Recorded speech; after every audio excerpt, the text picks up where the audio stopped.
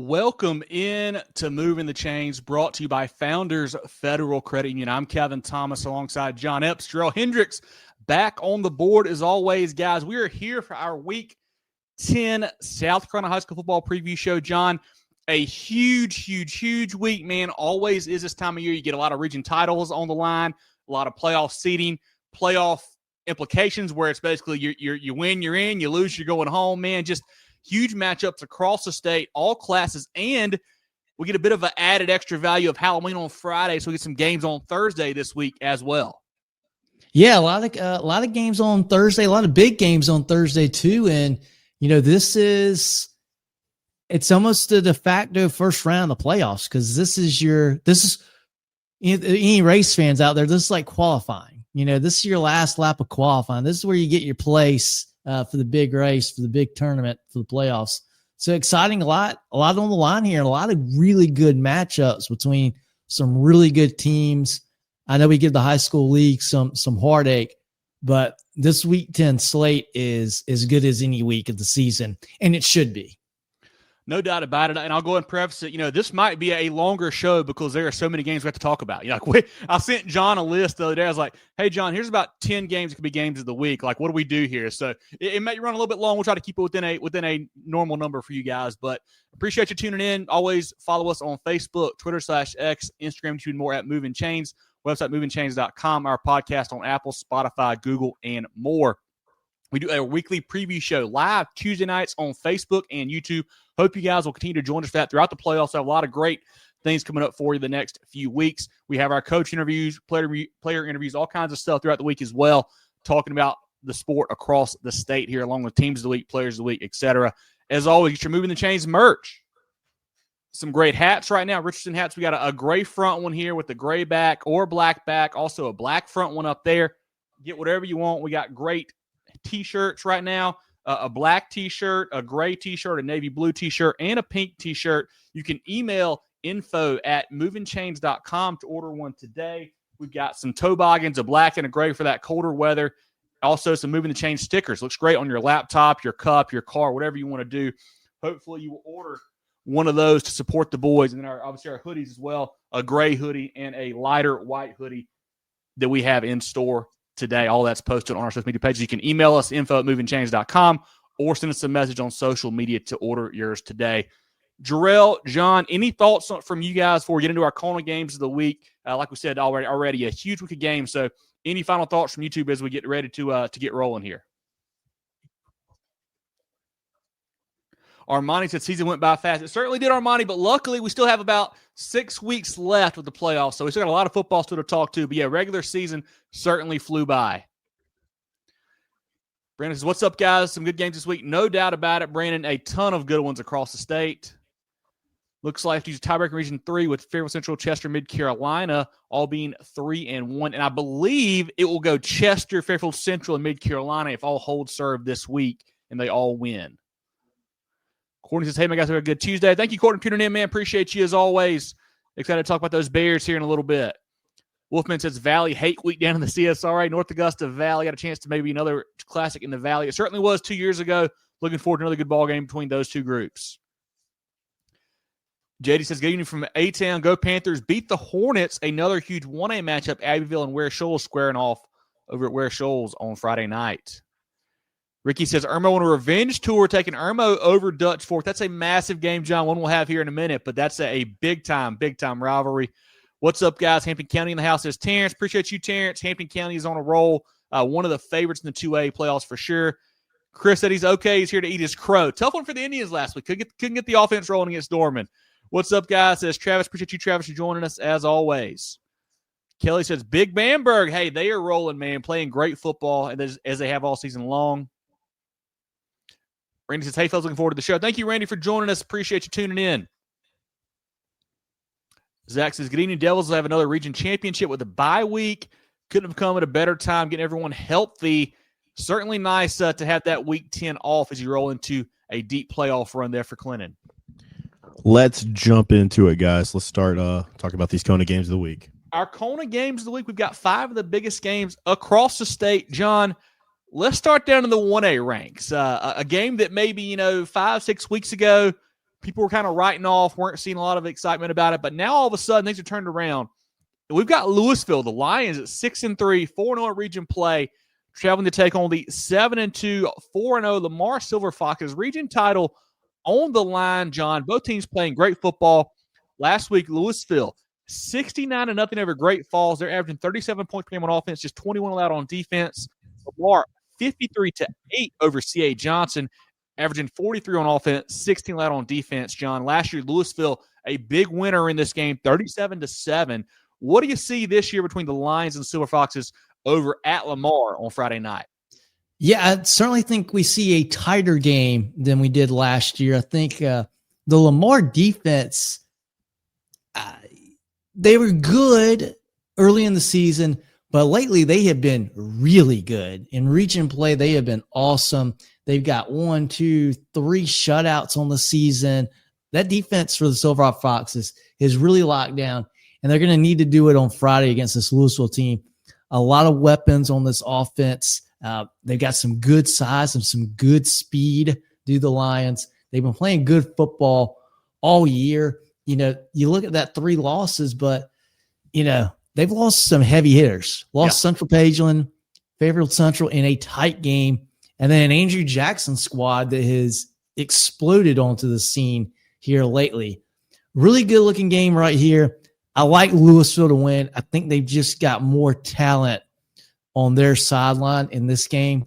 Lamar, great team. They're going to be fun to watch in the playoffs, and it's good to see Lamar at a good level again. Yeah, those guys always have some talent in there, it feels like. Both these groups do, really. Lewisville, last week, quarterback Jalen Culp, 9 for 9, 100 yards, 3 touchdowns. Jay House, having a huge season for them, had back-to-back 5-touchdown games a couple weeks ago. Receiver DB Jordan Strong is a big-time playmaker. Defensively, they're led by Strong, Tymon Hughes, Jay-Sean Culp, who had 12 tackles, 3 TFLs, 3 sacks last week. Like you mentioned, John, they played a really tough non-region schedule, have been on an absolute roll here in region play.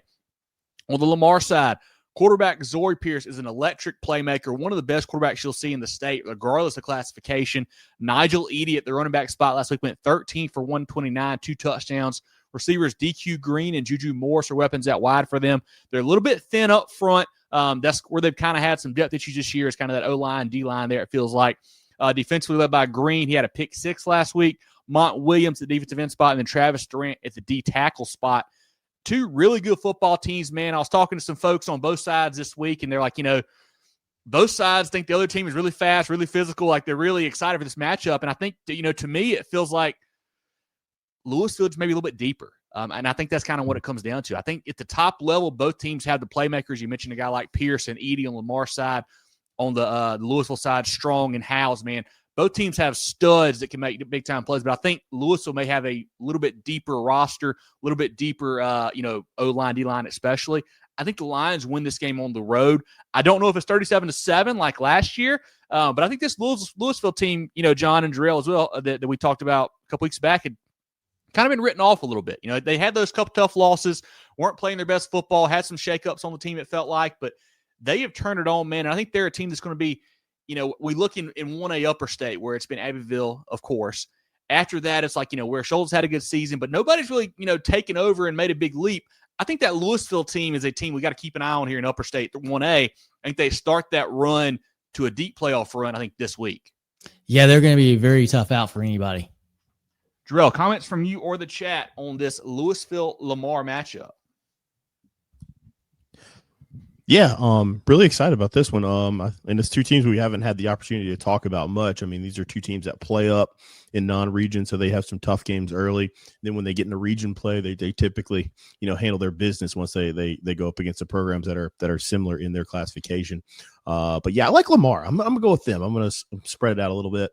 I like them playing at home. Zori Pierce being a senior. I mean, we've talked about him for 4 years, it feels like now, and just been an absolute great player. But of course, I like this Lewisville bunch. I like both these coaches too. I want to give a shout out to Coach Boyd. Talked to him in the offseason this year. We talked to Coach Usher a couple of years ago. It's 2 young coaches, both sons of coaches. So I think it's a really cool storyline there as well. But I'm going to go Lamar in a tight one. I think that defense is going to carry them that John mentioned.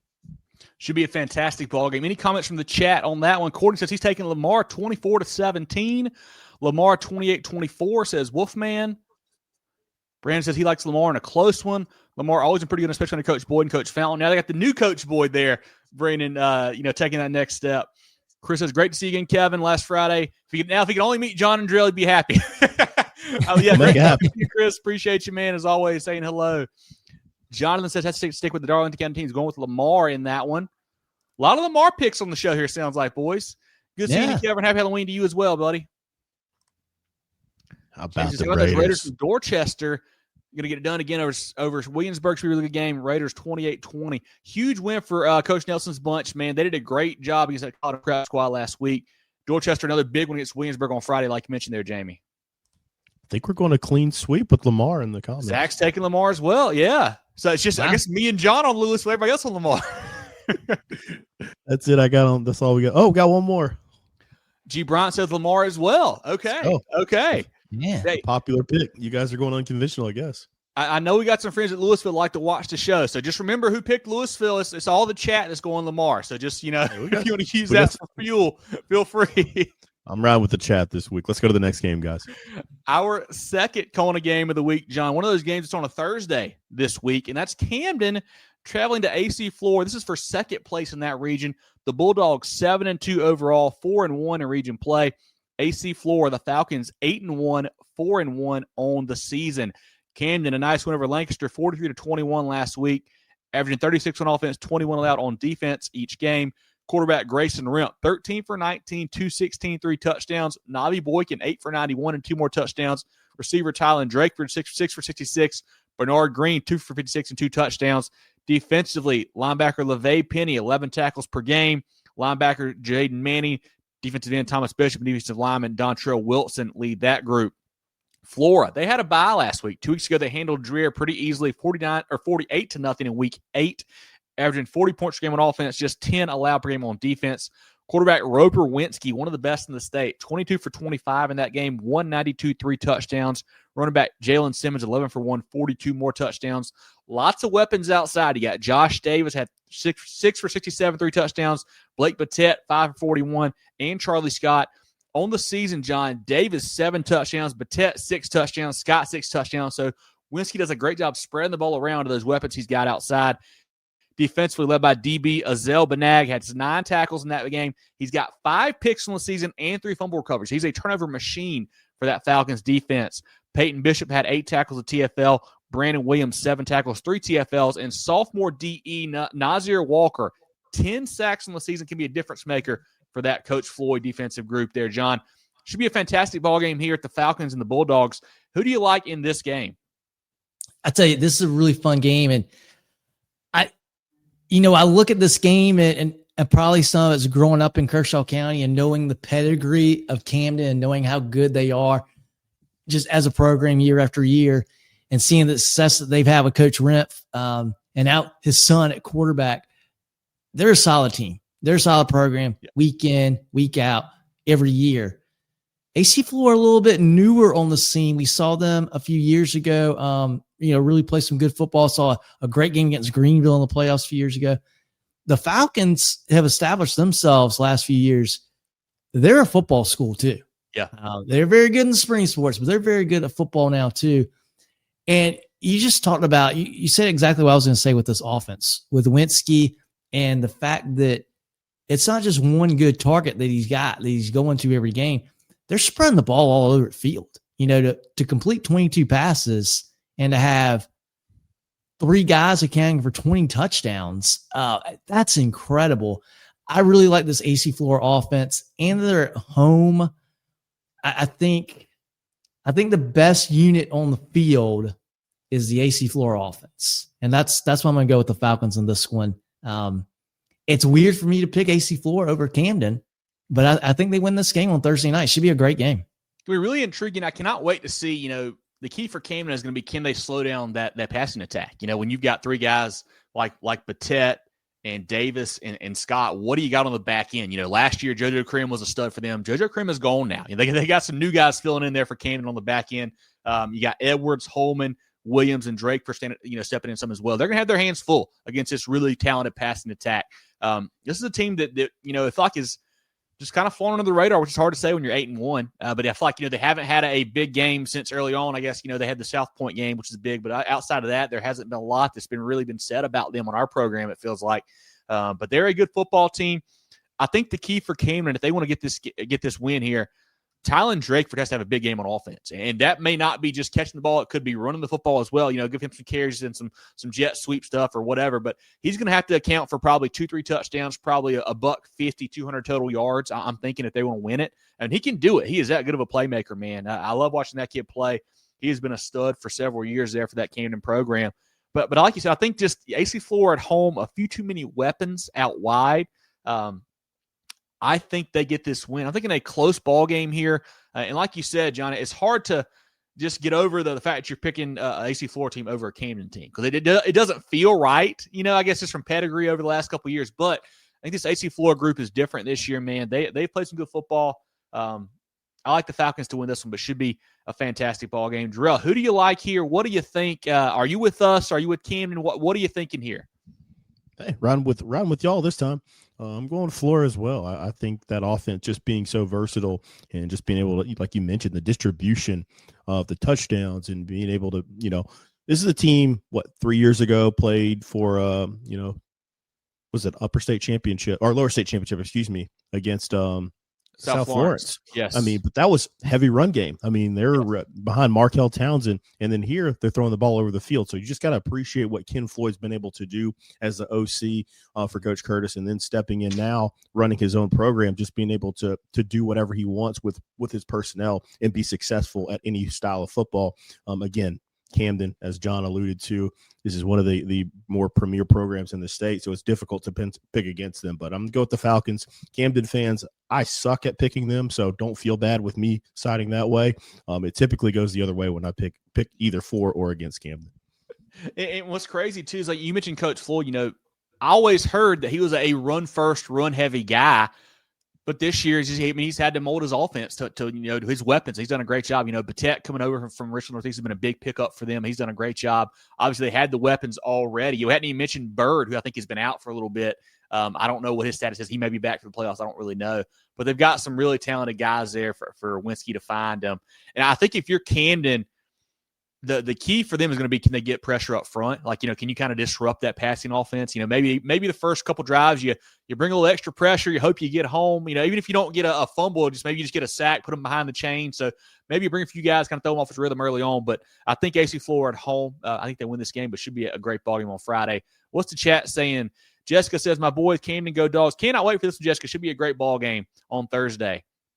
G. Bryant says, Flora 28-21. Their wideouts are tough. They really are. Really deep out there. Courtney's is taking Camden 24-17.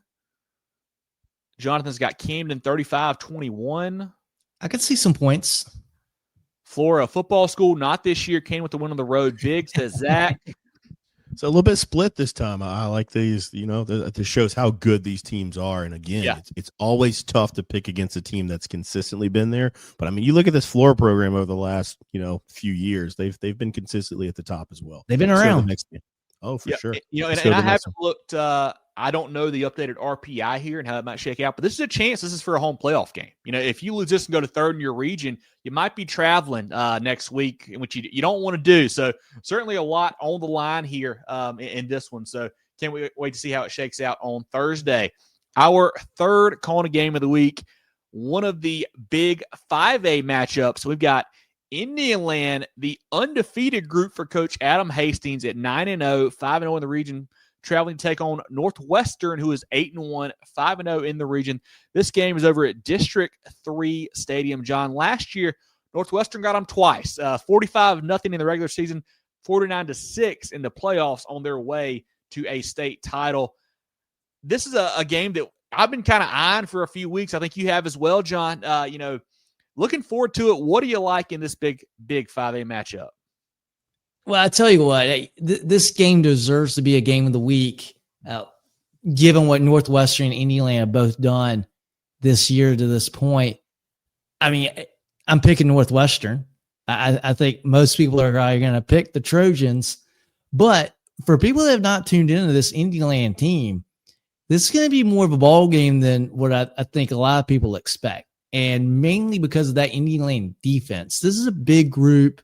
Michael Foster. I was looking at some of the stats, and I was like, yeah, is Michael Foster the leader of the defense? He's got 9 sacks. Well, maybe it's Noah Terry. He's got 7 interceptions. They're a really good group on defense, and they're pretty big up front on offense as well. Got a young quarterback. He plays very well. Big, tough kid. This is a really good group, a physical group, but Northwestern's a different animal. I think Indiana's very good defensively, and they've got really good size. Northwestern's got the talent. They've got the speed. They've got the weapons. They've got the staff that knows how to prepare his team for big moments, big games. The kids, they have experienced these types of games numerous times. This is nothing new for them. I think we see a competitive game, maybe a 10, 14-point ball game. And I think it's going to be relatively low scoring. But yeah, I still think Northwestern comes away winning this game. But I think Indiana is going to raise some eyebrows with how this game goes. The Warriors had a fight last week on their hands, John. They defeated Fort Mill 20-16. Fort Mill actually had the ball late with a chance to go and win the game. Couldn't make it happen there. So Indiana stayed undefeated. They're averaging 36 points per game on offense, just allowing 8 per game on defense. Quarterback Matt Casilla. If I'm saying your name wrong, I apologize, buddy. It's Kucia. I'm going with Casilla. I don't know if that's right or not. We'll see. Last week, 20 for 27, 2 touchdowns, has 17 touchdowns, just 2 picks on the season. Running back Jamal Horton, 26 for 156 and a touchdown. Receiver Sequel Patterson, the SC commit, 6 catches for 90 yards and a touchdown. Hayden Moore, 7 for 71. You mentioned defensively, they got so many names. Michael Foster last week, 13 tackles, 5 TFLs. Jackson Connor, 15 tackles. Fallaker, Headley, Petrie, Perry, all double-digit tackles in last week's ballgame against Fort Mill. And you cap it off with 2 really good players on the back end with Patterson and Bryson Connor, 2 of the better DBs you'll see across the state. Really athletic guys there that can get it done for them. On the Northwestern side, they had a bye last week.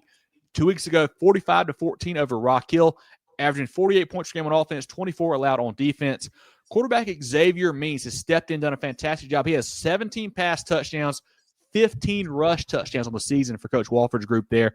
Running back Zykel Reed went for 121 or 2 touchdowns against Rock Hill. Receiver Cam Vance, he's a stud. Jonathan Spurgeon is also a really talented guy out wide for them. Offensive line is a veteran group with Chris Coleman. They're really good.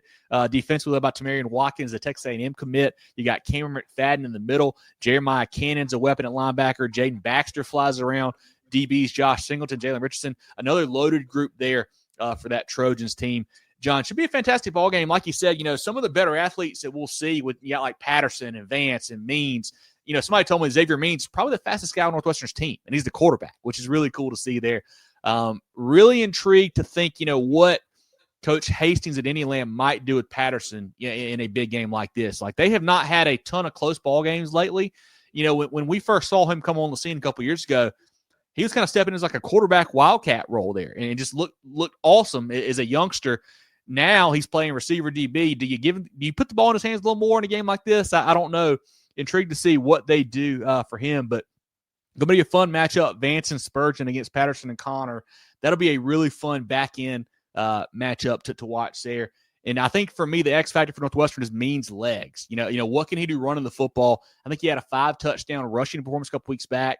I think what he can bring to that group on the ground is really what sets them apart. It's why they're a state title contender again. But it should be a great ball game. I had it written in my notes that Indiana, while they haven't been tested, they've answered every call this year, John, but the phone hadn't rang like this. This Northwestern group is a different monster here.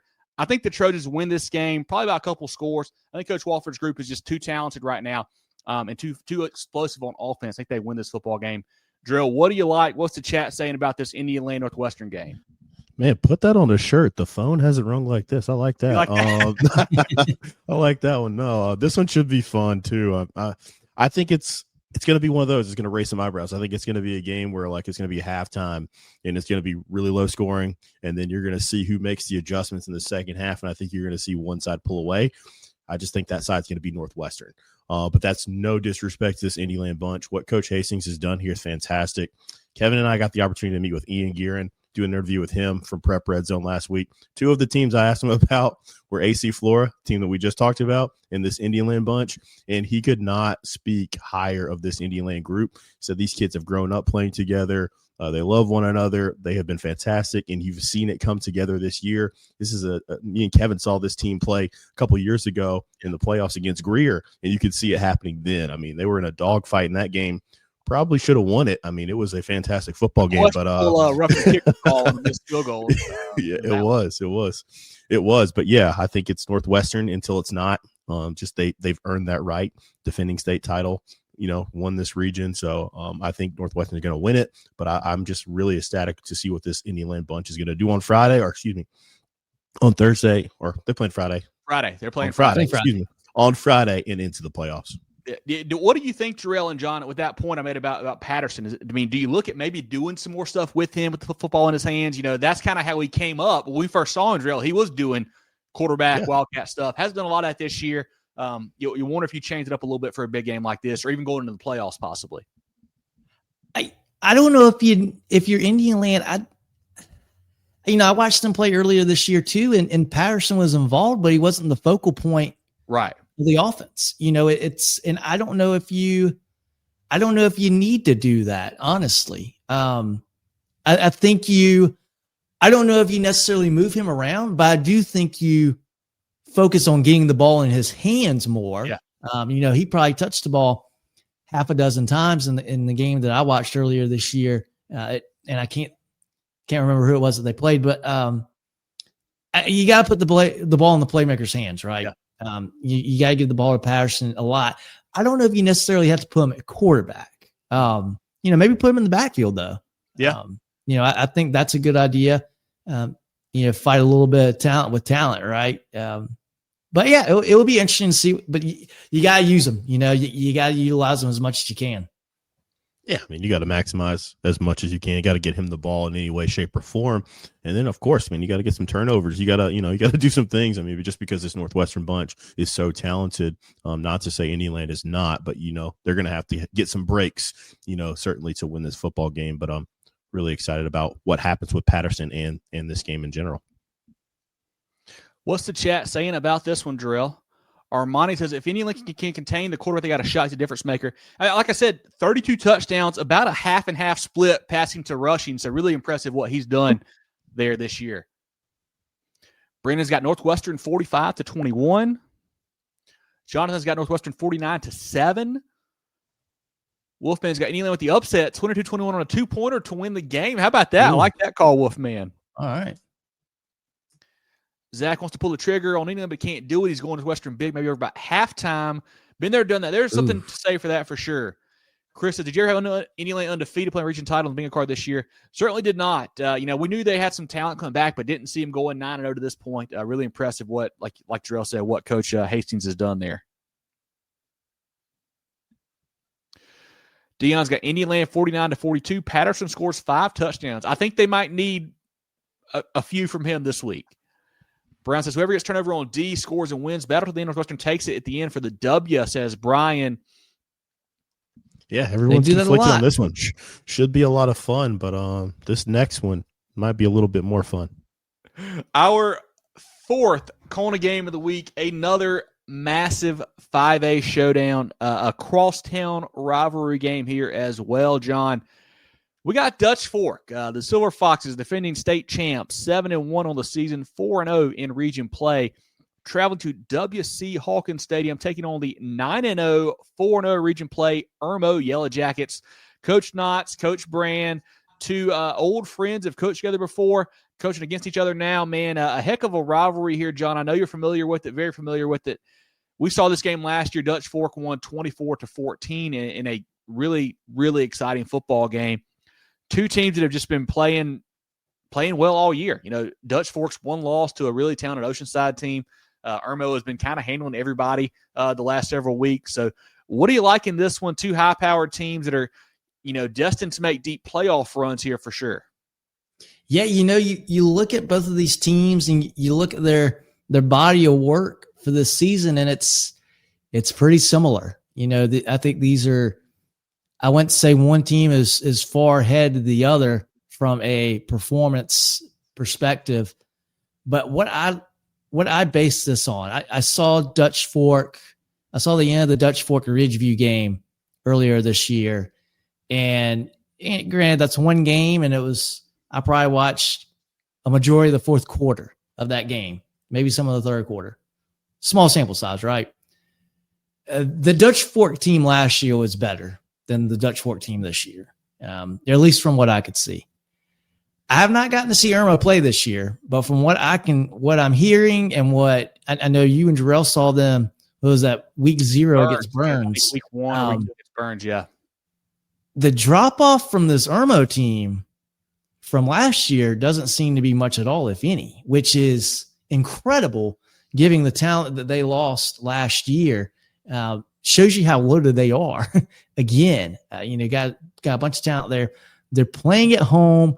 They're hungry. A win for them. They're not thinking about playoffs. They're not thinking about where they're going to go next week, who's going to come to Irmo, whatever. They want to win this game. They don't care anything about that this week. And Dutch Fork probably doesn't either. But they are very, very hungry to win this game. And I think they've got the ingredients to do it. And being at home, I think Irmo finds a way to win this game. And I think if this is going to be big for the Yellow Jackets, because I think if they can find a way to win this game, they got a great chance to go win the state championship. If they don't win tonight, or if they don't win Friday against Dutch Fork, I think that stigma's going to come back. You're like, man, we're really good. We're just not that good. This is a big game for Irmo. If they can win, I might be picking them to win the state championship. Dutch Fork, big win over River Bluff, 37-0 last week, averaging 40 points per game on offense, 13 allowed on defense. Quarterback Jackson Knotts, 18 for 27, $193 and a touchdown. Running back Kyle Henry, 17 for 136, 2 touchdowns. Receiver Stone Furry, 5 for 97 and a touchdown. Braden Johnson, he's a good weapon out of the backfield for them. Offensive lines led by sophomore center Brody Lorenzo. He's a stud up front for Coach Knotts there. Defensively, they got 2 power 4 guys up front with Jaden Worth and Julian Walker.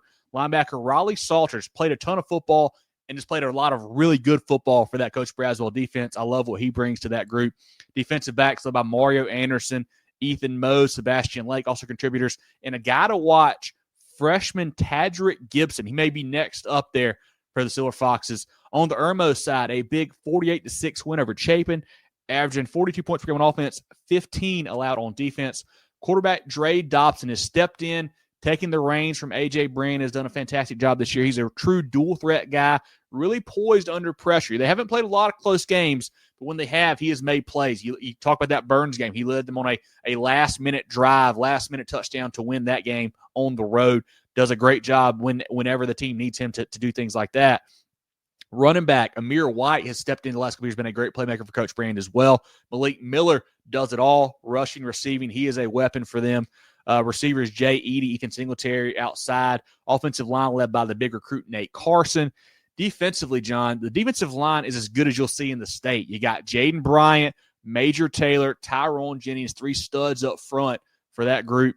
Safety Jamar Grissett is the big player on the back end for them, along with Jaden Arrington, CJ Currents, and Makari Allen Hendricks, also playmakers.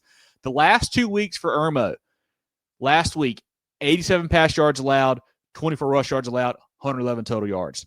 2 weeks ago, 74 pass yards allowed, 54 rush yards allowed, 128 total yards. The Yellow Jacket defense is nasty, John. They are doing it really well on that side of the football. This is a tough game to pick because, we always say, Dutch Fork is Dutch Fork until somebody beats them. And they don't get beat very often. We've talked about that one loss they've got, 5-6 weeks ago, whatever. They're a lot better team than then, it feels like. I like Dutch Fork a lot, man, and I like this Irmo group a lot, too. I think both of them, as we mentioned, are probably the favorites to win their class, 5A Division I, 5A Division II. On the Irmo side, I saw an interview with Coach Brand this week. He says they expect to win this football game. They haven't, they didn't win it last year, didn't win state last year, but they expect to win this game. Like, he has kind of instilled that with this group. I think this is 3 years in a row they've been 9-0. He's done a great job turning that program around. It's one thing to say and one thing to believe it. I think they actually believe it. I think they can win this football game. I think they are as good, if not better, than Dutch Fork. I can't wait to see how this one shakes out. And I think really it might come down to who can kind of run the ball better. Can Henry for Dutch Fork get it going? Can White for Irmo get it going? I think both teams are really good in pass defense. So it's who can get the rush game going. Jerel, who do you like in this one? I want to hear your pick before I make mine, and see if you can talk some sense one way or the other to me. I mean, I'm going against my golden rule, and that is to never pick against Dutch Fork, but I'm going against it. I think this Irmo team is better. Like, I think they're flat out more talented. I think they're a better team. And again, I know it was weeks ago when I watched the second half of that Oceanside game with Dutch Fork, and they beat them up front. And I think the defensive and offensive lines for Irmo are better than Oceanside. I'm going with Yellow Jackets here. Again, this might be the first time I've ever publicly picked against Dutch Fork, but I'm going Irmo. I think they're flat out better. I think they'll win this game. They're playing at home. They're probably want revenge. And I really think there's a legit shot, much like last year, that we see 2 state championships coming back to the city of Irmo. But I like the Yellow Jackets in this one. Go ahead, Kevin. Make your pick. I really wish you had done that. This might be the stupidest thing we've ever done on this show. I'm just going to say it now. I'm going to take Irmo also. Wow. Same thing like you said. I think the line play, defensive line, especially for Irmo, I think is going to have their way. I love Dutch Fork's O-line. I love Lorenzo and that crew for them. But I think just the variety of weapons that Irmo has up front with Bryant, Taylor, and Jennings can really get after it. I think Coach Brand's bunch is ready to win this ball game, win this type of ball game, and take the next step. They got to want to step out of that shadow, though, right? You got to think that's got to be a part of the motivation too. Yeah. But yeah, we're giving Irmo or Dutch Fork a lot of bulletin board material, which I'm sure will be great for us. Sure. Just like they need another reason to win a football game, But should be a great one. I can't believe we're all going Irmo. Did not see that coming. When I was taking my notes just this afternoon, I was like, I think I might take Irmo here. And I was like, I don't think John and Jerel, neither one of them will take Irmo. No. Here we are. We've learned nothing. We did it. Put us on the TV. I can see it coming now. Let's do it. We're taking the Yellow Jackets. What's the chat saying, Jerel? Chris says, Knox ain't the QB. That Apple he's made a ton of mistakes in big games. Give me Irmo about 14 or more, says Chris. Hey, we're not alone. Nathan says, Dutch Fork doesn't respond well to 11 personnel. OCA versus Dutch Fork. Looking back at that game. Brandon's taking Irmo 35-32. Dion says, Knox equals saving. Don't pick against either one. I don't feel good about it, Dion. Don't feel good about it. I don't feel good at all. Courtney's taking Irmo 30-24 over Dutch Fork. G. Bryant says, Jaden Bryant, masterclass. You'll see the game for Irmo late in the fourth, 24-21. Special player. I think I saw number 1 edge rusher next year's class. Just really, really talented guy there. Jonathan's got Dutch Fork. It stops over here. He's taking Dutch Fork 28-21. Jesse Bryant's taking Irmo. Dion's taking Dutch Fork 21-17. Zach said he's earned his lesson 4. Don't pick against Dutch Fork. Smarter than us. Yeah. Or Ricky's got Irmo win by two or more touchdowns. How about that? Monster, no monster. That's all I'm going to say. Coach Wright, I appreciate you, my man. Hey, we're all taking Irmo. So here we go. Zach says Irmo loses by 30 who to play. Yeah. I can see this going well for us. Justin's got Irmo 42-35. A lot of Irmo picks. Phil, not a fan of the Yellow Jackets. At least one. He says go Midland Valley. Okay. I love it. Well, yeah, no, we did it. So got Irmo in this one. We'll see what happens on Friday, but it should be a fantastic football game. Let's go to the SCISA game, guys. 3 picks for Irmo there. So our SCISA game of the week, we got Holly Hill, 9-0, 4-0 in region, taking on 7-2 Jefferson Davis. This game is for the region as well. John, the thing about SCISA, sometimes you see rematches later on in the year. We got Holly Hill, who won this game 28-6 earlier on in the season against JDA. You get a rematch this Friday night. Holly Hill, big win over Cross last week. Quarterback Parker Kaiser, 6 for 12, 62 yards and a touchdown, 10 carries for 332, 5 more touchdowns. You get some crazy stats in 8-man football. Listen to Parker's season stats right now.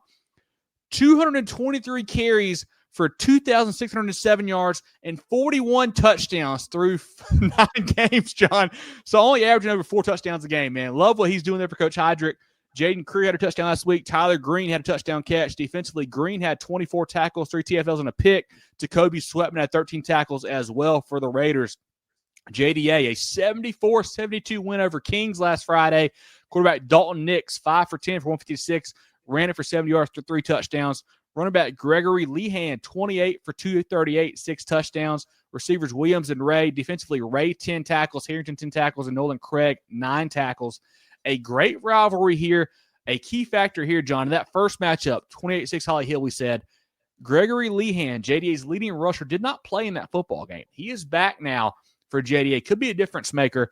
I'm still taking Holly Hill. I think they're too explosive with Kaiser. I love what he does at the quarterback spot. You know, he's a guy who doesn't throw it a lot. When he does, he's very efficient and obviously can get it done on the ground. I think the Holly Hill team wins this game on the road this time to lock up the region title. I think so too. I think Holly Hill's a little bit better. And I don't think we're going to see 28-6. I think we're going to see a lot more fireworks. Agreed. A lot more touchdowns in this game. And maybe a score closer, but I still think Holly Hill wins this game. Jerel, who do you like in this SCISA game of the week? Let's sweep as well. Let's go Holly Hill. There's not as many waves with this one as we did with the last one, but I think they're going to win this football game. But the one thing I have to say is we have to figure this out next year. We've got to cover an 8-man game. I have got to see this played. We've been talking about it for years. I have got to see it. I've got to see it, and it's going to be a lot of fun.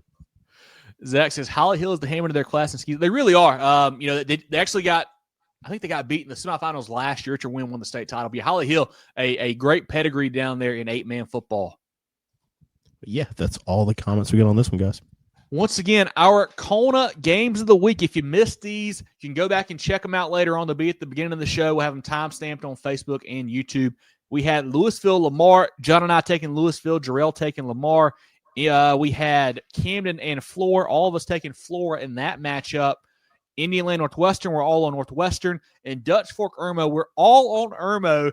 And then we've got 3 picks for Holly Hill against JDA in our SCISA game of the week. Jerel, let's shout out some friends of the program. We'll come back and we'll start going through the rest of the statewide slate, 5A down through SCISA.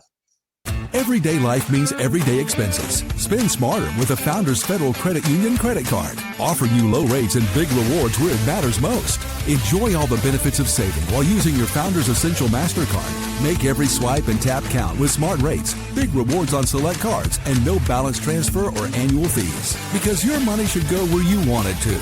That's the power of Founders Federal Credit Union. Apply today at foundersfcu.com. Relax. You're with Founders. With 3 convenient locations in Spartanburg, Duncan, and Greenville, Carolina Orthopaedic and Neurosurgical Associates, CONA offers the most advanced training and experience in orthopedic surgery, neurosurgery, sports medicine, and pain management in the upstate. Go to kona.care to learn more. John, let's take a look at the 5A slate. I know we got some Thursday and Friday games this week, as we do probably in most classes we'll come to. Yeah, we got a lot of games here on Thursday night. We got 10 of them in 5A. A lot in the Low Country. We got Goose Creek hosting Stratford. Stratford locked up that region title last week. The Knights, they lost that early game to Somerville and it just rolled since then, man. Coach McDaniel's bunch has had a really good season, been a really fun team for us to follow. Yeah, they've done great. Also in that region, you got Somerville hosting Fort Dorchester. River Bluff is at home against Lexington. Berkeley hosting Cane Bay. Malden travels to J.L. Mann. Ashley Ridge will head to West Ashley. Lucy Beckham at home against Wando. James Island hosting R.B. Stall. White Knoll is at home against Chapin. And Greenwood traveling to Easley. And I was thinking about this too as you're going through those games. We got a lot of Low Country, like you said there. I don't know what the region tiebreaker is there for that region. I think it's region 8 in 5A. We're going to have a little round robin of James Island, Somerville, Ashley Ridge, all with 1 loss if everything holds according to playing this week. So I don't know what the tiebreaker is there in that one, but really intrigued to see how those 3 shake out and who gets that region crown if they all win this week. And some poor 2 seed is going to have to play the 3 out of that region. That's going to be brutal. Flipping over to Friday night, we've got Fort Mill hosting Rock Hill. Gaffney is at home against Wade Hampton. We talked about our CONA game of the week, the big game in Irmo, Dutch Fork traveling to WC Hawkins to take on Irmo. Eastside is at home against Dorman. I tell you what, I saw that Dorman team last week. Really impressive what they've got there. Coach Moore's done a fantastic job. The offense, Nick Means does a great job. They got 3 backs, really, Means and Tate, and then a freshman Carter Nash who had a big touchdown run late for them as well. Meek Slidell, quarterback spot, kind of a field general, does just enough for them. And defensively, they have some playmakers. Contavian Anderson, the Clemson commit's a stud on the back end. They had a youngster, a junior DB, Jabez Thomas, made 2 fantastic interceptions, really drove onto the ball. One was a kind of a diving pick. Love talking to him after the ball game. Super good kid. Super great game from him. Tylen Edwards as well, played well for them. That was without their big defensive lineman. Christian Waring was out for Coach Morse's bunch. So that Dorman team, a team that we haven't talked a ton about this year, I think they're really good. They're a threat to make a deep run in the 5A playoffs. Yeah, Cavs have turned a corner this year. Got a rivalry game over in Blythewood. Ridgeview hosting Blythewood. Another CONA game of the week, Northwestern hosting Indian Land. Big game here, Greenville hosting TL Hanna. Spartanburg will be at home against Riverside. West Florence travels to Spring Valley. Myrtle Beach hosting North Myrtle Beach. Good rivalry there. I think the Seahawks a little better team this year, but always fun those two guys get together. Catawba Ridge travels to Clover. Boiling Springs at home against Burns. Sumter travels to Westwood. How about that Sumter team last week, John? We got to bring that up for a second. You know, we had that as a game of the week. I believe we all picked Ridgeview to beat Sumter, and Sumter, you know, went out to a big lead, had to kind of hold on late. But Coach Barnes' bunch, they can score points on anybody, it feels like. They put up a big number against a really good Ridgeview defense last week. Franklin Richardson, the quarterback, is a fantastic, you know, runner with the ball in his hands. That Sumter team, similar to Dorman, a 5A team that's had a good season we've not talked a ton about, I think they're both poised to make some runs here in the playoffs. Yeah, I watched the fourth quarter of that game, and I feel like Ridgeview didn't play bad. Just Sumter offensive line up front. Yeah. They did enough to open up enough holes for Richardson, the running backs, to get through and make plays. And Sumter's got a lot of speed. You give them a little bit of a hole, boy, they can really take it. That was an impressive win. And they came back. Ridgeview scored pretty late, maybe 4 minutes left in the game, and Sumter went right down the field and scored again to take the lead back. Impressive performance by the Gamecocks. That offensive line's going to be tough. Yeah. We talked last week, like, well, they can't really throw the ball. They may not have to. They put up 36 on a really, really good defense. That was an impressive win by them. We've got Hillcrest traveling to Woodmont. Big win for the Rams over Greenville last week. I think with that win, that locked up the region title for TL Hanna, actually, I believe, since they have already got the head-to-head over Greenwood. Then we'll have Conway hosting Carolina Forest and Socastee at home against St. James. Carolina Forest, one of our teams of the week, the big one from Myrtle Beach, locked up their region title. They're playing great for Coach Morris. Another 5A team that could make some noise here in the playoffs. Jerel, comments from you or the chat on the 5A slate. Brandon says, Burns impressive last week, 49-7 over Spartanburg. They certainly were. I think Trent Lynch did not play for Spartanburg in that ball game, but still, Segura had a huge game. I think it was 250 on the ground for the Rebels. Kind of the offensive showing we've been looking for, been waiting for that group. Really got him going. The Rebels are a good football team for sure. Alexion said, go Knights, Stratford Region champs. Yes, locked it up last week. They played great football, like I mentioned. Really fun team to follow this season. Yeah. And, we'll talk in depth about playoff brackets next week. So we'll do playoff preview. So we'll talk about that a lot. You'll be sick of it. So we'll go through all of the classifications then. But let's go down to 4A. Looking down at 4A now, John. You've got another handful of games on Thursday here in 4A, starting with Fountain Inn at home against Southside. South Point will be hosting Richland Northeast. Brooklyn Casey on the road against Airport. Wren is at home against Westside. That's the region title there. I may be there Thursday, maybe at Flora Thursday. I don't know yet, but this is a fantastic ball game here. Westside 0-4 to 5-4. They've played some great football down the stretch here for Coach Lane, a group that has really grown up. It's been fun to see what they've done with Keelan Powell and Bear Woods and crew there on offense. Wren, a team that has been a little bit hard to figure out this year. A couple kind of odd games mixed in with some really impressive wins as well. Coach Freight's team, I think, has the firepower to win this football game. Westside, a team that, a lot of folks did not expect to be at this point playing for a region title. Should be a great one on Friday. I don't know which team I'm leaning to honestly, this one, but should be a lot of fun to follow. John, you have any thoughts on this one, man? Because this is a big matchup here. Yeah, I feel like Wren is catching Westside at a bad time here, but they do have them at home. I think Wren is probably the better team. I don't know if they're playing better right now, though. I'm going to go with Wren because they're at home, but would not be surprised if Westside wins this game. Charles says Wren Hurricanes. I know Charles is a big Wren fan. Yeah, should be a good one on Thursday, Charles. That other game you mentioned, CONA game of the week, AC Flora hosting Camden. We've also got a big game here in the Low Country, Bluffton hosting May River. 2 7-2 squads going at it in that one. A lot of playoff seeding on the line in that one, I believe. Both teams just one region loss at this point. Hilton Head, I think, is locked up that region since they're still undefeated. So this will determine 2 and 3 here, and maybe a home or away game here in round 1. But should be a fun one to follow on Thursday as well. Let's look over to Friday now, John. We got one more on Thursday. That's a Sumter rivalry, Crestwood hosting Lakewood, and then flipping over to Friday. We've got a few more games. We got South Aiken hosting Aiken. That game, obviously a great rivalry. I believe also decides who goes to the playoffs and who stays home. So a really big one there between those two squads. Big time. Gray will be at home against Gilbert. Pickens hosting Travelers Rest.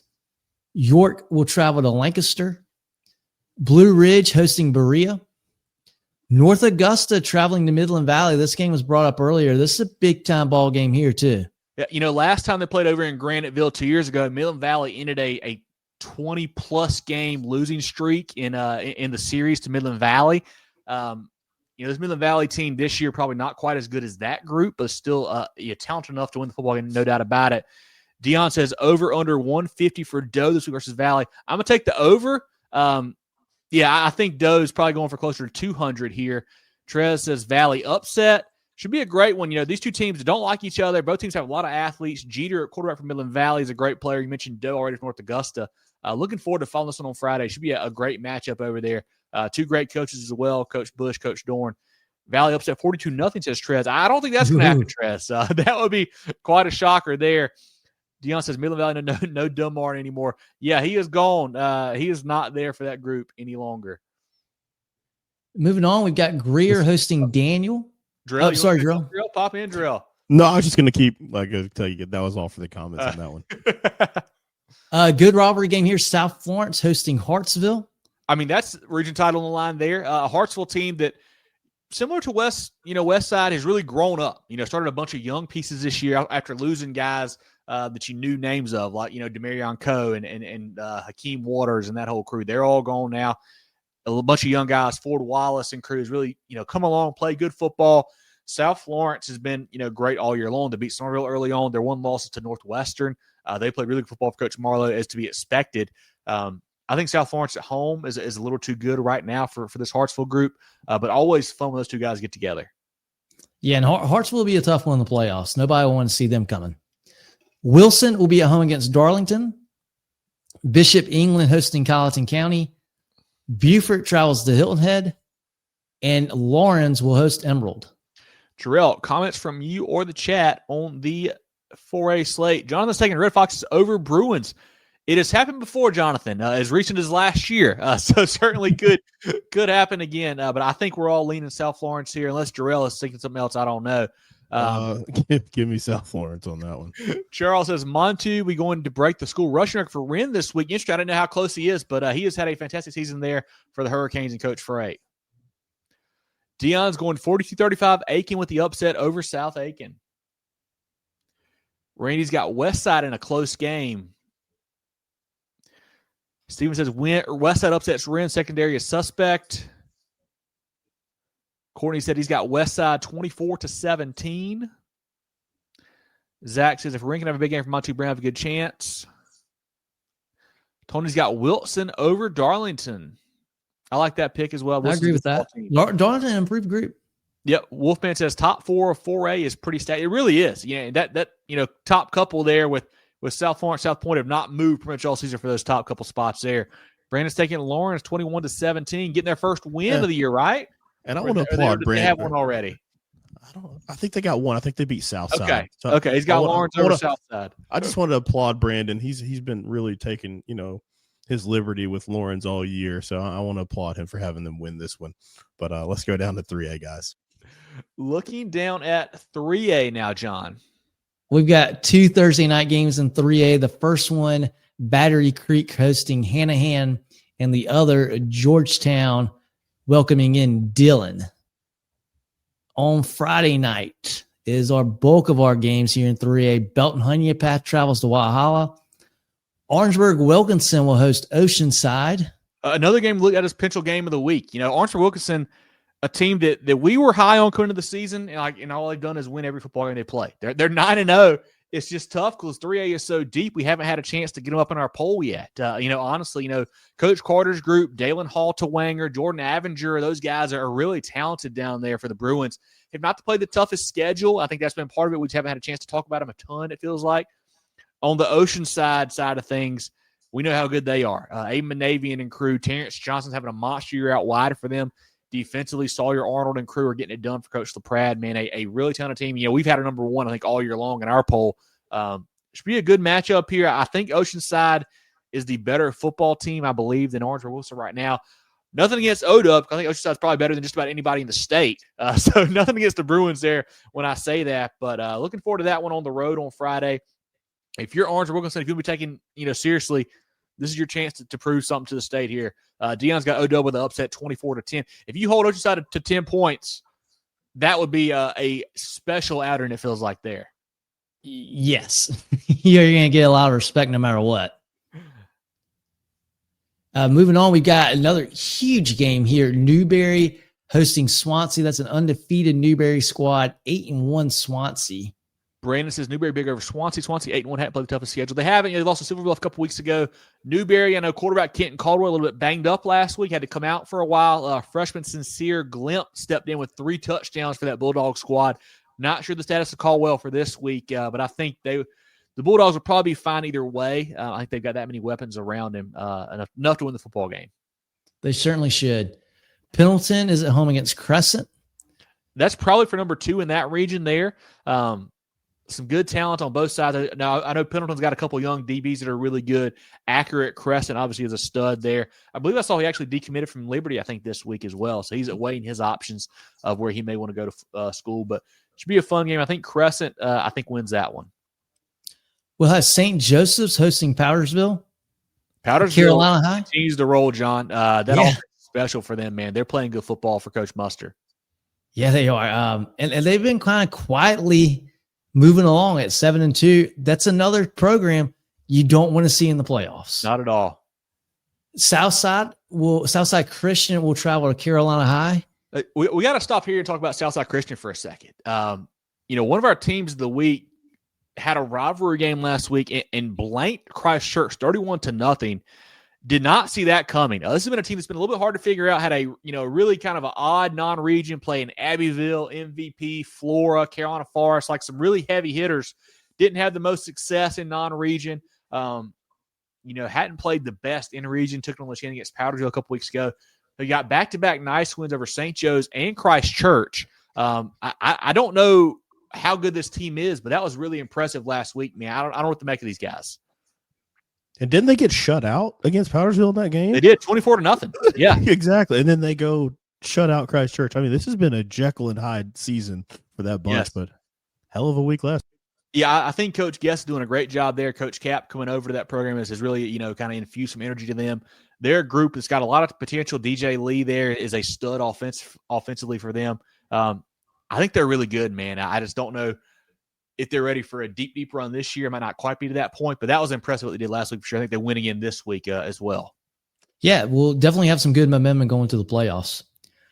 Loris, they'll be at home against Ainer. Chapman hosting Broome. Woodruff travels to Union. Walkenball at home against Marlborough County. Big game in the region here. Both teams now 6-3. Yeah, Walkenball, has been kind of trending up, it feels like, the last few weeks. Marlboro County, not a surprising loss last week, but surprising the scoreline, I would say. They got hammered by Loris, a team that we all like Loris a lot, but did not see the whooping coming that they put on Marlboro County. 49-14, non-competitive football game there for the Bulldogs. I do think they're better than Walkmore. I think they win that game this week, but I was really surprised by the way last week shook out there for Coach Johnson's play. They got to play better this Friday. Yeah.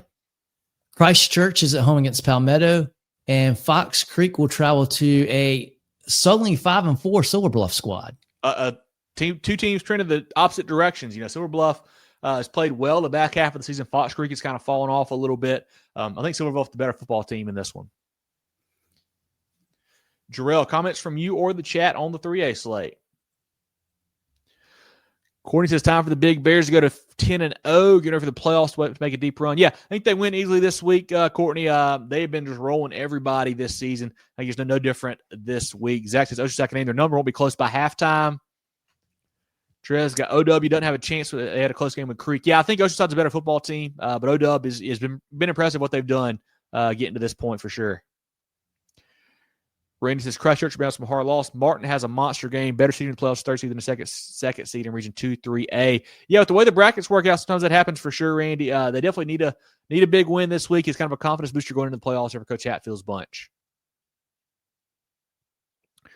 Brandon says Powdersville, number 1 overall seed in Upper State 3A, will host all the way through the playoffs. And that could be a good environment there, too. We saw a huge game against Daniel a couple of years ago there, packed out both sides, great atmosphere. The Patriots fans come out and support. So that is a big plus for them getting some home games over there at Powdersville. Coach Muster just doing his work in the shadows, man. Just always just rolling out a great team, just low maintenance, just winning games. But yeah, that's all we got for 3A. Let's keep moving. Let's shout out some friends of the program, Jerel, and then we'll look down at the 2A, 1A, and SCISA slate. Schedule your sewer drain clearing with Preferred Home Services today. If we can't clear it, it's free. Electrical, plumbing, cooling too. Go, go, go, Preferred! Looking for top-notch sports gear and uniforms? Look no further than First Team Sports. With 30 years of serving the Carolinas, First Team Sports is your local full-service dealer. From youth teams to colleges, we've got you covered with team uniforms, staff apparel, Letterman jackets, sports equipment, and facility branding. Visit our local store in Greenville or firstteamsc.com. Make First Team your first choice. Founders Federal Credit Union means banking made for you. The on-the-go, the pick-up-and-go, and the oh-I-want-to-go. Because at Founders, we give you the financial tools that make every dollar work for you. For the little things to the big things. For your future and your peace of mind. We'll always stay grounded in our roots, but reaching beyond what you'd expect is where we'll always go. Find out what our members already know and enjoy a new way to bank. Relax, you're with Founders. Let's look down to the 2A slate now, John. We got 3 games on Thursday night. Peelian hosting American Leadership. Philip Simmons at home against Andrews. Hey, the Iron Horse is a shutout win last week over Timberland. Really good performance there for Coach Bendig's group, man. They are another team that has been kind of laying in the weeds. Haven't talked about a ton. All of a sudden, they're 7-2, winning their region. They're a team to look out for in the playoffs. I thought Timberland was red hot. Picked Timberland to win that game last week.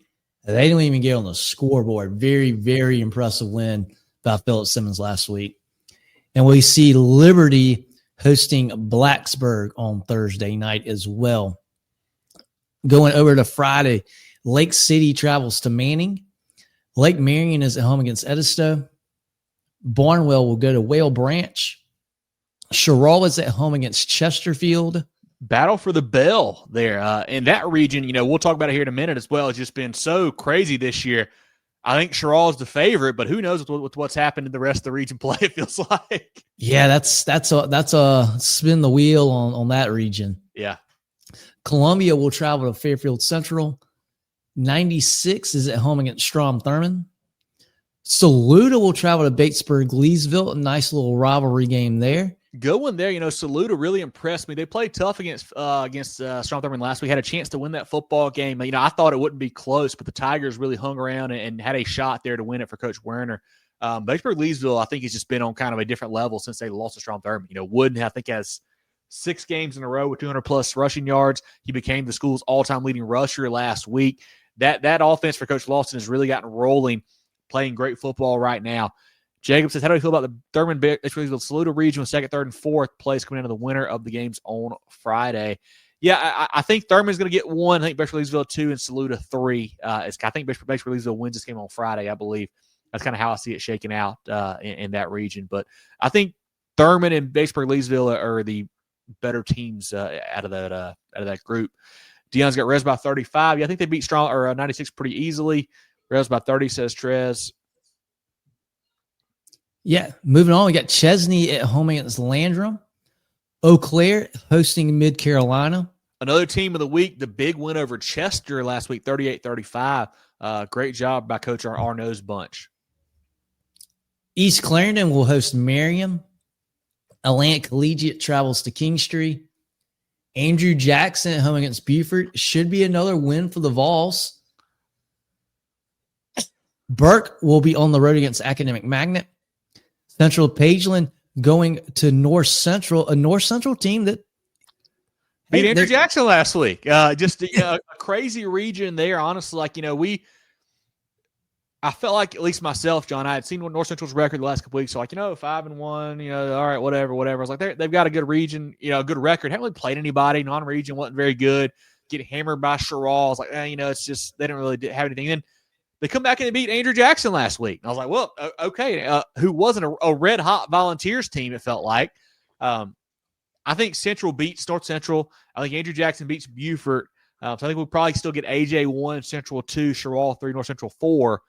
But with that region, who really knows? It's been a wild one to follow the last few weeks for sure. Yeah, that's certainly another region that's tough to match up with in the playoffs. Yeah. I guess my question for you guys is, what do you make of that? Like, are these teams good, or are these teams very comparable, and it's just whoever that week matches up well? Because I don't know either. I'm really confused. Tough one. And the games have been so weird too. It feels like, I think back to the Central Jerel game I went to. That was a game that I think started like 6 o'clock because of weather. Like moved up in the day. Yeah. Comes down to a 1-score game late. You look at the way that Andrew Jackson Central ended 2 weeks ago. Fumble at the goal line. Scores 4th and goal. Central breaks a long run. He gets ran down and fumbles into the end zone as they're going to win. Just nuts the way these games have gone. So I don't know what to make of it. And also, I think Andrew Jackson's a tough place to play. Maybe that's how they were able to kind of, beat Central at home. I don't know. I don't know what to make of it. I think they're all pretty good, but maybe just inconsistent maybe is a good way to put it. I don't know. Yeah, I'm tending to think that the top of the region might not be quite as good as we thought it was going to be coming into this year and in the early part of the year. And I think the bottom of the region, North Central, Andrew Jackson, I think those teams are better than what we've been giving them credit for until the last couple weeks. I mean, that North Central Andrew Jackson game last week, 17-7, just like an odd score. Like literally it's 2-0 at halftime, North Central. Andrew Jackson doesn't score until the third quarter. Like just a wild football game. Like I don't know what to make of that. Like, and now AJ, who has, make sure I got this right. They've got 4 losses. They're going to win the region. Like unless they lose to Beaufort this, which I don't think they're going to. So who knows? No, they probably will. Probably will. It's all over the place, man. I know that we had Central number 1 in our standings for a while. I think I don't know if Jerel got to 1. Jerel got pretty high as well. They might be getting first place votes. I think they did. It's like they were pretty high up there. Jerel was 1, and I'm pretty sure they flip flopped when Central won that game early in the year. So it's just been crazy. So yeah, it's looking like AJ won. Central, North Central. If Central wins, they'll get the 2 seed. If North Central wins, they'll get the 2 seed. If Central loses, they'll get the 3. If North Central loses, they'll go to 4, I believe, is how that shakes out in that one. But just a wild region this year for sure. Fun one to watch. And last game we've gotten to a Timberland trying to bounce back. They host Woodland. Jerel, comments from you or the chat on the 2A slate. One of those teams coming to Hampton County region, says Terrence. Yes, and I think probably at least the first 2 rounds, you'll probably get the 4 in round 1, and then maybe if the 3 wins, you'll probably get them in round 2, if I had to guess. But I can't remember exactly how that shakes out. But yeah, you'll certainly see them at some point. Zach says, looks like North Central Sherall coming to Clinton next Friday. If the bracket is correct. Yeah, I think it'll be North Central. Like, I think they're going to end up in that 4 spot. If just the way I predict things are going to shake out, I think they'll probably be in that 4 slot. Can't wait to talk about it in depth next week. Let's go to the next one. Yes, great point, Jerel. Next Tuesday, 7:15, our playoff round 1 preview show. We'll talk through not only round 1, but just kind of an overall look at the playoff slate. John, let's move to 1A now. We've got 2 games on Thursday night. Bamberg Earhart travels to Denmark Olar, and Green Sea Floyds will head over to Lakeview. On Friday night, we'll start with Whitmire at home against Calhoun Falls. Clear Dot will host Thornwell. Lee Central travels to C.A. Johnson. McBee is at home against Great Falls. Wagner Sally travels to Calhoun County. Latta on the road against Johnsonville. I like Johnsonville to win this game, but this would be a big-time statement for the Vikings if they could pull it off. This is for second place in that region. You know, both teams have already lost to Carvers Bay. Carvers Bay has won the region. But, you know, you look back at those matchups. Latta, non-competitive. Carvers Bay handled them the whole game. Johnsonville was tied 14-all at halftime with Carvers Bay. A really impressive showing early on for Coach Chris Bunch. They kind of got pulled away from the second half. I think Johnsonville, a little better football team with Davis and Powell in that crew there. I think Johnsonville at home wins that game. I think it's going to be close, though. Yeah. 2 good teams here as well. Ware Shoals undefeated hosting Abbeville. I don't think they beat Abbeville, but it should be a good game to keep an eye on Friday. You know, I'm looking. I might go to this game. I don't know yet. I'm just worried. You always worry, like, is Abbeville that much better than everybody else? I just don't know. Like, you look back 2 weeks ago, Ware Shoals, they beat Dixie 58-33, kind of a tight game there for a while. Last week, Abbeville turns around and they beat Dixie 55-7. So it's like, what do you make? But also, could you say, hey, maybe Dixie was beat up from that Ware Shoals game. So Ware Shoals, really leaned on them. I don't know. It's just I can't pick against Abbeville. I just can't do it in region play. I looked earlier, John and Jerel. Abbeville, their last regular season region loss. What would you guess it would be? Just throw a year out there. I would say 2020. 2012. In between, the last regular season region loss, October 2nd, 2015 to Strom Thurmond was Abbeville's last regular season region loss. Wow. That's crazy. Been 10 years for the Panthers. I don't think it happens this week either. I think Abbeville wins. Just really impressive what Coach Nichols has done there with that group. Just built a great program. Brandon says Ware Shoals pretty good season. I don't know Abbeville too much. That's kind of how I agree. I think as well. Courtney's got Ware Shoals an upset over Abbeville 20-17. That would be a shocker for sure. Tony says Ware Shoals beats Abbeville. Wow. We got a couple of Hornets picks in here. I like it. Dion says, people have been saying worst Abbeville team in years. With that being said, 49-14 A-Town. Yeah, and I've told some folks, I feel like if there's a year to get Abbeville, it's this year. But I still think they're very, very, very good. Zach says he'll take Ware Shoals as well. JD says Abbeville by 4 touchdowns. Oh, it's on a Thursday because of the hurricane. I did not know that, JD. I just had the date. That is good stuff there. Appreciate the info on that. But yeah, I think Abbeville wins as well. A lot of Thurman fans were in on that. They knew that one, so knew that bit of trivia, of course. But, I mean, still 10 years ago. That's a long dang time, isn't it? And that would have been a different – I guess that would have been 2A at that point. I'm guessing. As well. Really cool stuff there. Really cool stuff. And going from one good game to a CONA game of the week, Lamar hosting Lewisville. We'll have Dixie at home against McCormick. Blackville Hilda at home against Williston Elko. Scotch Branch hosting Military Magnet. Hardyville travels to Allendale Fairfax. Branchville on the road against St. John's. Cross will be hosting Baptist Hill. And Rich Spring Monetta at home against Hunter Kenner Tyler. Any comments, Jerel, from you or the chat on the 1A slate? I do want to mention that Baptist Hill Cross game. That's what I was going to ask you about. A sneaky one there for Cross, a team that has been rolling all year long. The one loss to Timberland by a point early on. Baptist Hill, a really, tough loss to Scotts Branch last week. I think that Eagles team is good, though. Obviously, they've done a great job this season. But Baptist Hill is a team you can't sleep on if you're Cross, for sure. Got to keep your eyes open. Got to pay attention and have a good football game. But I think Cross is a little too much talent for them. Yeah, Baptist Hill's a good program, good team. I feel like we talk about them late in the year usually. Certainly in the playoffs is a bit of a sleeper. And here they are again, same role. Yeah, that's all I want to say too, man. The Baptist Hill, we don't really get to talk about them much during the season, but they're always in the mix at the end. And just want to shine a light, man. That's such a good program. Yeah, I mean, 3 losses to bigger schools, North Charleston. Obviously Scotts Branch last week was a region loss, but they played some good football this year for sure. Any comments from the chat on the 1A slate or from you, Jerel, on the 1A slate? Let's take a look at SCISA, guys. Perfect. Go down to the SCISA ranks now, John. We've got 4 games on Thursday night, starting with Hammond hosting Cardinal Newman. St. John's Christian will host Bethesda Academy. Pinewood Prep at home against John Paul II. And Palmetto Christian will travel to Cross Academy. Those games on Thursday night. As we look over to Friday, Hilton Head Prep hosting Hilton Head Christian.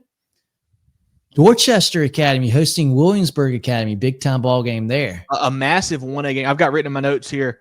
Could be a potential title matchup. Like, these guys are that good. Dorchester, the big win last week over Collin and Prep. Williamsburg has been rolling all year long for first-year coach there. They're doing a great job.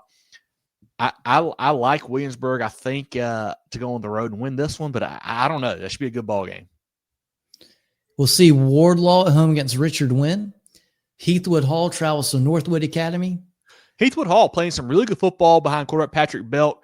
Northwood continues to roll with Kevin Johnson, Caven Ford, Aiden Hogan. I think they keep this hot run rolling. I think the Chargers win again at home.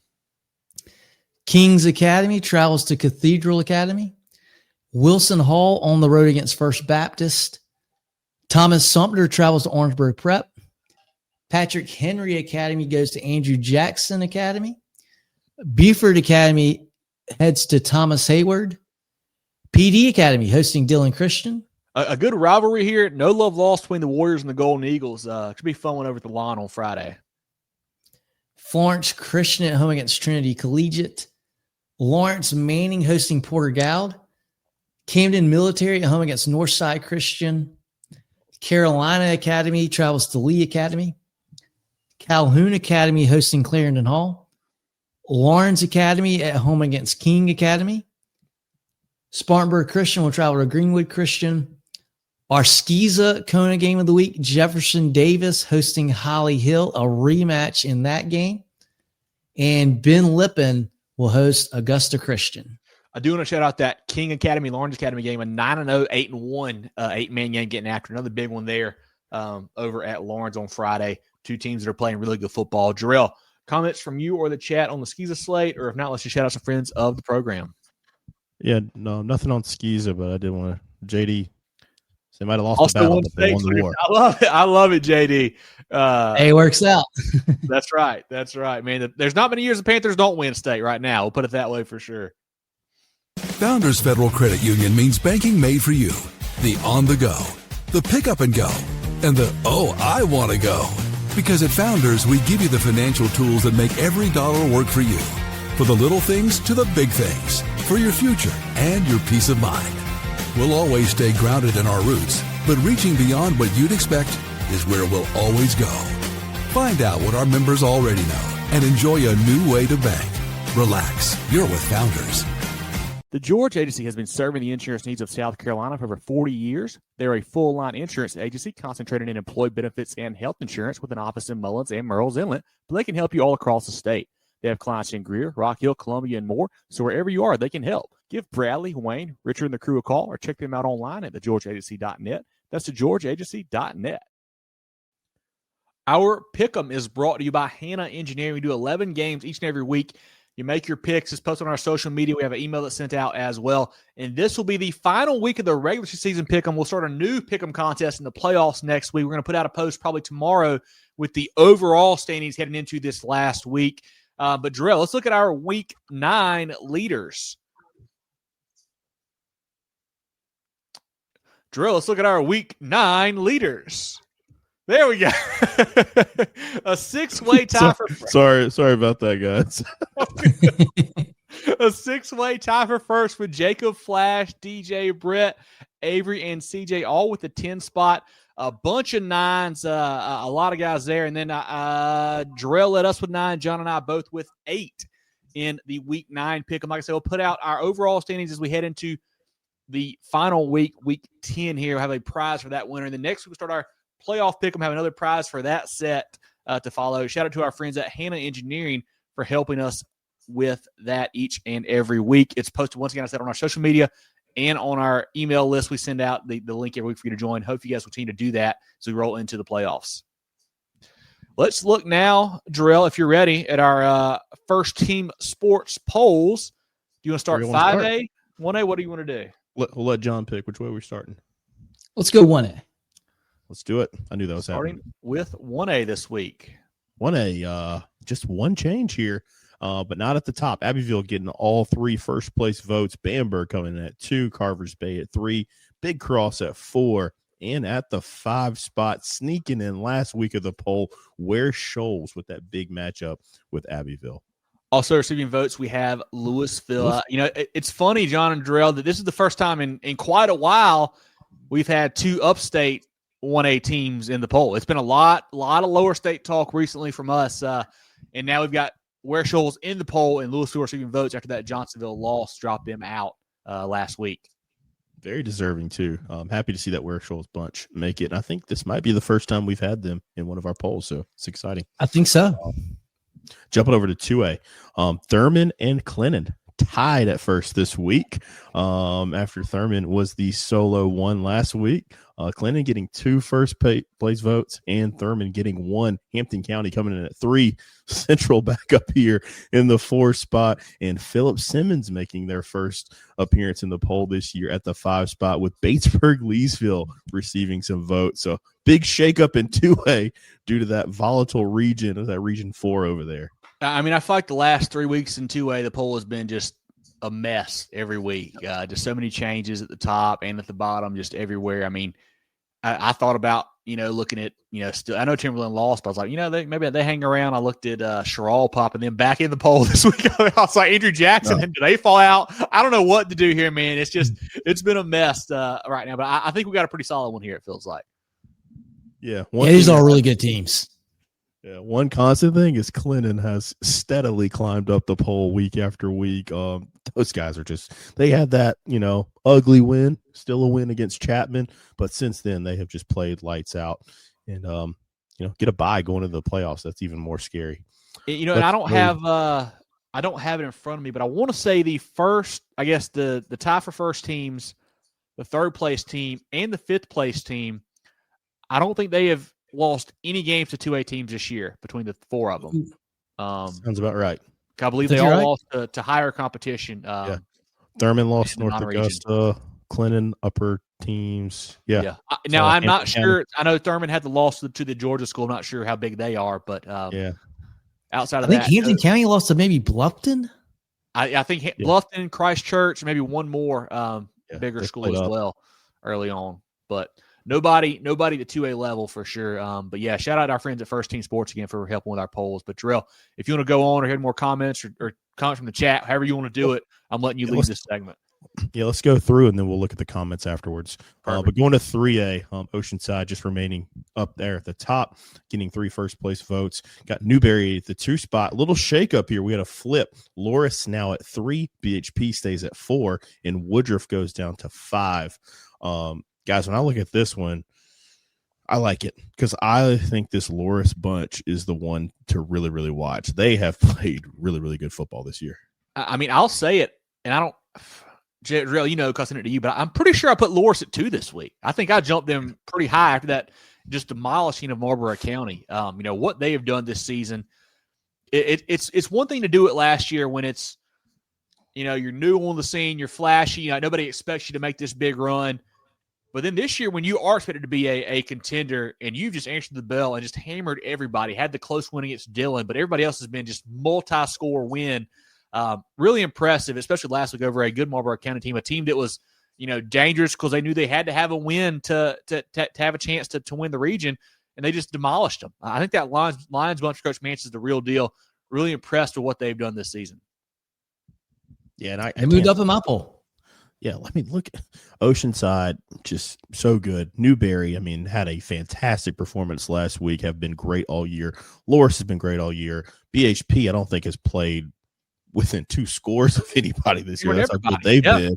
And then Woodruff, they bust into the scene, knocking off MVP a couple of weeks ago, but they've played up. Those are the only games they've lost. They've just been, I guess they did lose to no, they've played up. So that's pretty much it with this bunch. So, and the crazy thing when I was tabulating the poll, typically we have some gaps.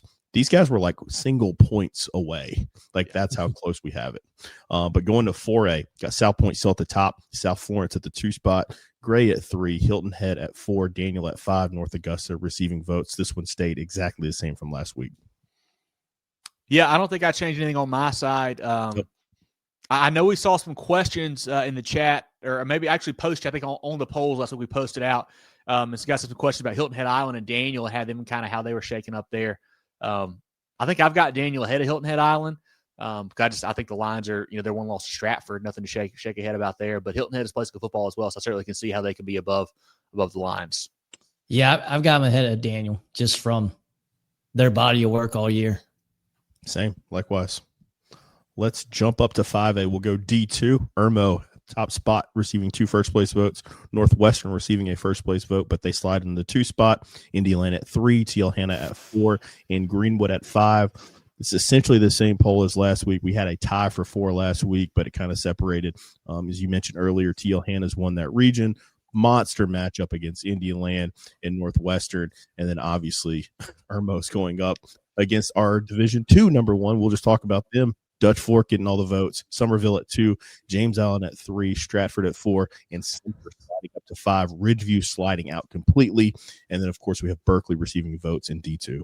Yeah, so I'll start Division 1 here. I think Ridgeview went 2 to out completely, right? Is that what happened? Gone. Sumter hops in there. I thought about keeping Ridgeview in there. I just couldn't quite do it. I thought about putting Dorman in. I thought they were impressive last week with their win. But just you could. I don't know. I didn't know who you were going to drop out. I thought the Sumter win was that impressive as well. They had to stay in there for me in Division 1. It felt like. I chose Sumter over Dorman because I liked Sumter's win last Friday more than Dorman's. Both great wins, very impressive. But Sumter putting up 36 points coming from behind to beat a really good Ridgeview team, a really good defense. That really said a lot and told me in my head, hey, maybe we're not talking about Sumter as much as we should have. Yeah. And 2, I just can't. You got Dutch Fork and Irmo going up against each other this week. Again, Northwestern Indian Land going up against each other this week. I'm just excited about those 5A games that we have coming up on Friday. I do want to mention Division 2. And I don't know if we obviously we only rank 5 teams each week. If we were to rank 7, I have no idea what I would do in Division 2. Like I think these 5 we've got here in Berkeley who gets a vote. There's just not enough teams. Right. I was like, okay, I've got 6 I could rank. After that, I don't know where I would go in Division 2. I got no clue because it seems like it just drops off a cliff almost. Yeah, it'd be tough. Yeah. I don't know either. I'm glad we only have 5 here. Like some of them, I'm upset that we have 5, and then some I'm like, thank goodness there's only 5. So yeah, it's the same thing. But we'll remove this. Take a look at some comments here. Our first team sports polls. Appreciate those guys as always for helping us out with that. But yeah, comments from the chat on the poll drill. I'm sure we're getting some as always. Zach says Clinton's laying in the weeds back at the top of y'all's poll. Yeah. Been climbing, steady climbing. Could be a potential. No weeds here. Title game. It certainly could. I haven't looked at the bracket, but that would be a lot of fun to see those two get after it. Clinton is killing their region opponents 203-56. Zach says Georgia School was number 1 in 1A. Furman lost to. Interesting. Okay. Okay. Justin says, can they beat OCA? And I don't know who that's referring to, but I almost just want to do like a blanket statement of no. Probably not. So there's a chance. I mean, obviously anybody can be beat, but I think OCA is the favorite. Now, could somebody catch him on an off night? Sure. Yeah. But there's nobody that I would pick neutral site to beat Oceanside Collegiate in 3A at this moment, I wouldn't say. If I had one pick.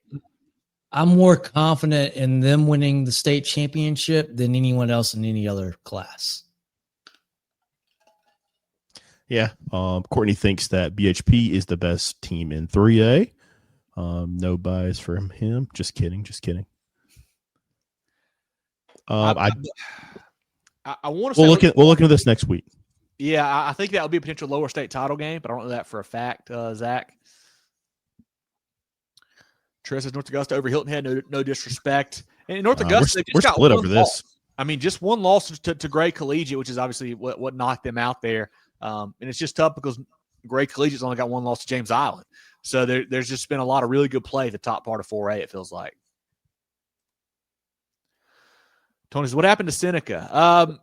They're right there. I mean, they just can't beat Daniel. They're beating everybody else. That's the problem. They can't beat Daniel. Yeah, they got a Daniel problem for sure. And I think they're better this year than they probably have been the last 3 or 4 years. They got a really good team.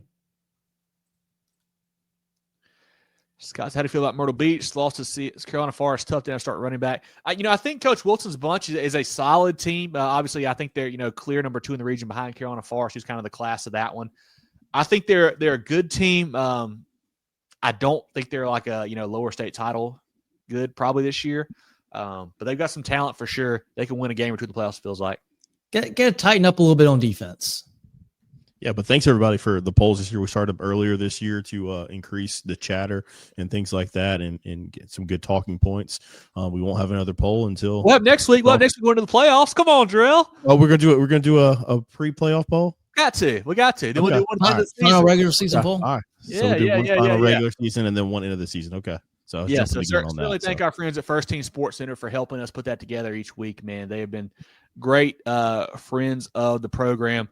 Also, want to shout out our teams of the week powered by Preferred Home Services. We had Carolina Forest, Southside Christian, and Mid Carolina all with big wins last Friday. Our players of the week, we had Jace Grass at Daniel, Tajay Watson at BHP, and Amadre Wooden at Batesburg Leesville, all insured by the Georgia Agency. Once again, a shout out to our friends at Preferred Home Services and the Georgia Agency for helping us put that together each and every week. Guys, a fantastic week 10 is upon us. It's going to be Halloween night, so we're going to have stuff Thursday and Friday. Could see some spooky games, man. We've already got a ton of heavy hitters, 1 versus 1, 2 versus 3. I mean, just some really big-time ball games. And I got a feeling we're going to have something that we don't expect really kind of shake up everything as well. I wish nothing bad on any of our teams playing on this weekend, but somebody's going to turn into a pumpkin in some of these games. I just hope it's not many. Do you think it could get more spooky than Week 9, though? I mean, Week 9 was nuts. So that was wild. Hope so. But yeah, I love seeing it come down to these last few games. This last week for region championships, playoff seeding, so much to play for. But not just that. Week 10, want to celebrate those teams. Someone like me who didn't play for a prominent program. It's the last time that some of these kids are going to be able to suit up and play high school football with their boys, their brothers, some of their best friends. People are going to be in their wedding, cousins, stuff like that. So let's celebrate those guys as well as they go into their last week of preparation, because they've laid it all on the line. A lot of them for 15 years or so. So it's really cool to see that as well. Yeah, great point, Jerel. Definitely want to thank those teams that this is their last time, which, there's not a lot of them. Could do a lot of guys who make the playoffs, but there will be some that don't get to move on. I certainly want to shout them out as they head in their last week of the season for sure. But going to be fun. We'll be back next week. Like I said, follow us as always on Facebook, Twitter /X, Instagram, YouTube, and more at Movin Chains. That's MOVINCHAINS. MovinChains.com is our website. Podcast on Apple, Spotify, Google, and more. We'll be back next Tuesday, 7:15, with our round 1 and full playoff preview show. Going to be a lot of fun. We'll probably put the brackets on the screen there for a little bit so you guys can go through that. It'll be great to talk about that. This week we'll have our coach interviews, player interviews, teams of the league, players of the league, all kinds of great stuff. Check us out all week long on social media. You see it on the screen there. You're Moving the Chains merch. info@movinchains.com is the email address. Got some great T-shirts right now, black, navy blue, gray, and pink. Moving the Chains on the front and the back. Some really good hoodies. Have a gray hoodie like this and kind of a lighter white hoodie you can order as well. some Moving the Chain stickers. Get yours today. Great for your car, your laptop, your Yeti cup, whatever, along with toboggans, gray and black, and then some hats. As you see, the black front one up here, got some gray fronts with the black back or the khaki back. All these are posted on our social media site. You can check them out on there. You can email us, info@movingchange.com, or just DM us on social media to get yours today. Guys, it's crazy that it's already week 10. It's hard to feel like it's really flown by, but we still got another 5 weeks or so to go, man. Going to be a lot of fun. Can't wait to get down to Orangeburg here first week of December. But any other thoughts from you guys as we roll into week 10 here? Hey, that road to Orangeburg is going to be awesome, starting Thursday. Yeah, my weekly address. If you're listening to us on Tuesday, get out to a game on Thursday or Friday this week. Support those guys, especially you're going to have some senior nights, things like that. Support the seniors who've laid it on the line. I mean, because once we get through this, there's no guarantees that there's going to be a next week. So it's exciting time. Again, I can't believe 11 weeks of football have flown by this fast, but I'm excited to see what happens this coming week. Jerel, any other comments from the chat we need to put on the screen before we roll out of here? No, not right now. But again, as we kind of preview it for next week, we'll go through, make some predictions. We'll go through probably what we predicted preseason, see how wrong we were or how right we were going into that, go through those brackets. So I'm excited about that. But let's decide some region championships and some seeding first this week. Cannot wait. If you guys see us out of the ball game, feel free to say hello. Going to be somewhere Thursday and Friday. Not really sure the schedule yet, but definitely will be out and about across the state. So definitely say hello to us if you see us here. Love talking to you guys. Had a great time at Dorman last week talking to, Justin Mathis and Coach Morris, and then Chris Blanton, and talking to Coach Van Horn and Coach Birch and all those guys on both sides. Really fun to catch up with some friends down there over at Dorman. So hopefully see some folks again this Thursday and Friday. Like Jerel always says, too, follow us on YouTube. Really close to 1,000 on YouTube. Love to have you help us keep growing that. But going to be a lot of fun, John. Excited for this. Excited for next week, man. Our playoff preview show is one of the favorite ones that we do. So it's going to be a lot of fun next week to bring that back around. But for Jerel Hendricks and John Epps, I'm Kevin Thomas. This has been our Moving the Chains Week 10 preview show, talking all things South Carolina high school football. And we will see you guys next week. Get ready for the ultimate South Carolina high school football experience with Moving the Chains. From previews to recaps, we've got you covered. Dive into our expert preview shows, predicting winners and sharing insights. Then join us post-game for the thrilling recaps, exclusive interviews, and highlights you won't find anywhere else. Plus, connect with fellow fans on our Friday night spaces on Twitter/X. No one covers South Carolina high school football like us. Join us at Movin' Chains on all social media platforms and visit movinchains.com today.